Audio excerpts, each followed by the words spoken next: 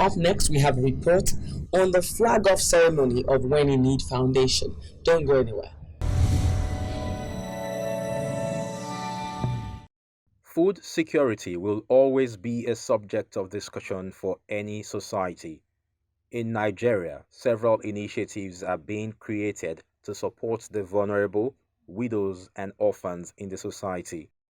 One of such organizations is the When in Need Foundation, an American-based non-governmental body founded by Chief Dr. Chetachi Ecton Diko Terham. A hungry person or a hungry mother will not even have the opportunity to send her children to school. A hungry college graduate might not be thinking about the right thing, except how to do wrong. So it is my goal and has been my goal to change all that. To say that a philanthropist who is dedicated to the fight against hunger and poverty hosted the flag-off ceremony of a food security sustainable program. This intervention program involves distributing seedlings to different chiefdoms and kingdoms in the country. I cannot solve the entire food security in Nigeria, but at least I can start somewhere. You understand? And it can then go from one community to another community. By the time you know it, all Nigerians, hopefully, will be recipient of all these seeds. Invited kings and chiefs from the east and north of the country who graced this ceremony received certificates of allocation of hybrid seeds to support the agricultural needs of their various communities. Thank you very much for coming, and I hope that the seeds that you will get, the community will plant the seeds, and they'll give the seeds. And they'll make sure they don't sell the seeds, but the seeds are for planting on YouTube. Thank you so much. Since this lady came to Nigeria and chose a place of abode, she chose my place to live there and to become a member of the society. Since then, she has been trying to fight hunger by giving us seeds, giving women seeds, and so on, and providing even food on their table. Family, friends, and associates who witnessed this program praised the initiative. It's not everybody that shared what he has.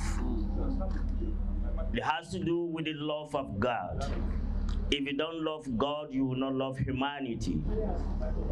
And loving humanity has to do with service to humanity. All her events, taking care of the downtrodden, I was mind blown to see the way she was attached to the downtrodden. They are downtrodden everywhere.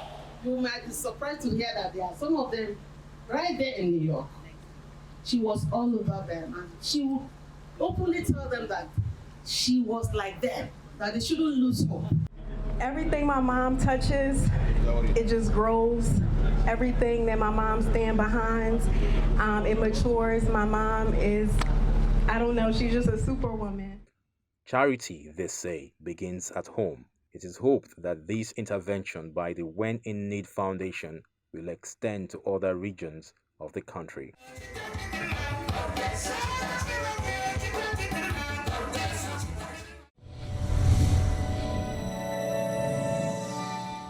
What an amazing outing, and it's only apt to have the founder here. I have so many questions for her, but I have to introduce her first. Don't let me get too excited. I have Chetachi Ecton Diko. She's the founder of When in Need Foundation, a doctor, a chief, dame. In fact, I can go on and on. Welcome to the show.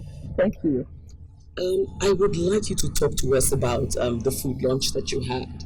I mean, because it's not all the time you get such projects. I know that you've done other projects, medical outreaches and the likes. But this particular one, your food intervention project, could you tell us a bit about it and why did you decide on this? Is my passion. And looking at exactly what is happening now in Nigeria, especially maybe for the past 2 years, when this COVID broke out, COVID-19, I projected that there will be food scarcity in Nigeria. And nobody took it seriously, but I did. Because it matters to me that the poor have something to eat. The disadvantaged people have something to eat. The widows and the orphans, they have something to eat. The school children, can you just imagine going to school on an empty stomach? So feeding an individual matters so much to me because I know what it is not to have food, and I know what it is to be hungry. So it matters very much to me. And compassion is key. It's from a place of compassion. Yes. But I want to ask you, what exactly is the foundation about? And then what do you stand to achieve? You see, the foundation is all about helping individuals to tell everybody that their life matters. You know, I'm not looking at achieving anything personal here. The only thing that will make me happy and the only thing that I want to achieve is just to make people happy, to see the smiles on people, making sure that they're taken care of, and that I'm at the end of it, at the end of my life, I will say that I did my best. You know, it's a huge statistics that approximately 8.7 million people, especially in the north, suffer under the weight of food insecurity and other vices. With your foundation and that which you have said that you stand for, and your compassion as a person coming from that particular angle, what's the position of your foundation in this to ensure, what role do they play to ensure that this number actually goes down?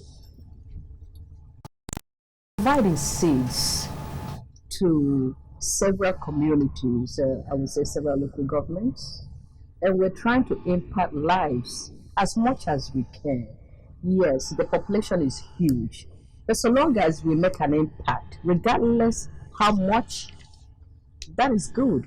That is, we have elevated some kind of hunger from a community or from some communities. Seeing what you're doing, I will ask you what the reaction of people have been, because of course there's a place you're coming from and what you want to achieve. But what's the acceptance like around? Very much, because you see, I'm not looking for anything in return. All I'm doing is giving. I have never asked for anything, and I'm not looking for anything. All I want to do is give and make sure that everyone is happy. This is, the first of its kind. And I know that with the figure that we've mentioned, just as you said, we have to do our part and it keeps going down. How do you choose which communities to benefit from it? Because I can imagine the clamor from various ends. It's us first, this place first. How do you choose? How do you narrow down the communities that you would take on first? You see, it is home, right? But in this instance, it begins at home. But I start from where I know, because I want everything to be measured. We don't want to give seeds to people and they don't plant the seeds and they just eat the seeds, and tomorrow they are hungry and they're still looking for more food. So when we give to the individuals or the communities that we know who are the kings or who are the chiefs or the custodians of the communities, we know that the seeds will actually make it down to those that are in need and those farmers that really need to farm the seeds, or the single mother that have no food to eat. However, if we find farmers and individuals that are ready, that are serious about planting, then they'll know that when you give them a bag of rice, they can actually get rice from one bag of rice. True. Yes. So that means it's obviously not just about now, it's teaching them not just to eat their seeds, but literally ensure that you get much more from it. Yes.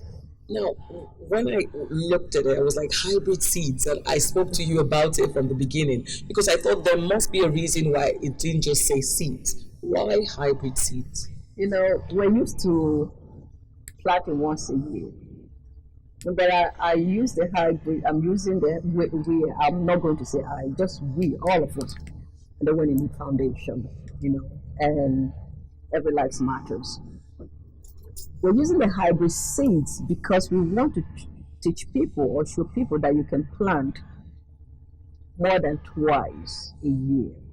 Even if you don't have mechanized farmlands, you can also plant above the ground surface. So you can plant under the ground, you can plant in the bags, and so on and so forth. You can have your plant beds where you can plant your seeds. So you necessarily do not have to wait until the rain starts falling, get wet for you to start planting. You can actually plant from January to December. Even if you do not have mechanized farmland, you can even plant in your own home. Well, how important is agriculture when it comes to food insecurity? Because a lot of times when you're talking about poverty and various vices that is going on, people tend to feel, oh, hand us something, hand us something. But how important is it to ensure that the agricultural sector is brought to that level where it ought to be? It's very important. And I'll say it now and I'll keep on saying it. We need to learn, just not only by agriculture, we need to learn how to circulate wealth.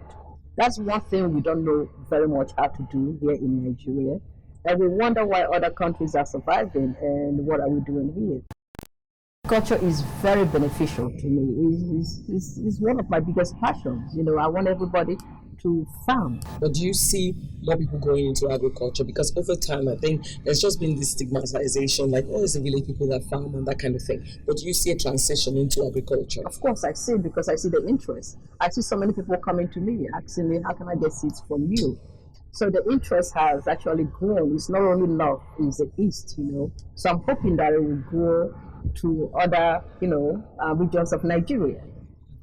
Beyond the agriculture, and this particular project, you've done medical outreaches. Can you tell us a bit about that? Not everyone here in Nigeria can afford medical needs. So we started off with our medical missions to reach those individuals that are not able to go to the hospital, not even able to buy the registration cards, So we decided to do that. However, each time that I did my medical missions and I left, I wasn't a happy person. So because of that, I started a hospital here in Abuja, K Medical Hospital. And the hospital will carry on where we stopped from our medical missions. So now what I do is that I found the chiefs, I asked, and I have coordinators that will actually look for kings and chiefs and custodians of communities, and we'll try to bring them together and share these ideas with them. This is what we want to do. So we go out and look for individuals, and sometimes the individuals find us. That's an amazing one. So I'm very sure that at this point, they're already thinking that means they're good people in this nation, and they're ready to work with you. Thank you so much for coming on the program. I wish we had more time so I could ask all the questions, but it's an amazing thing you're doing. Thank you for coming. Thank you so much.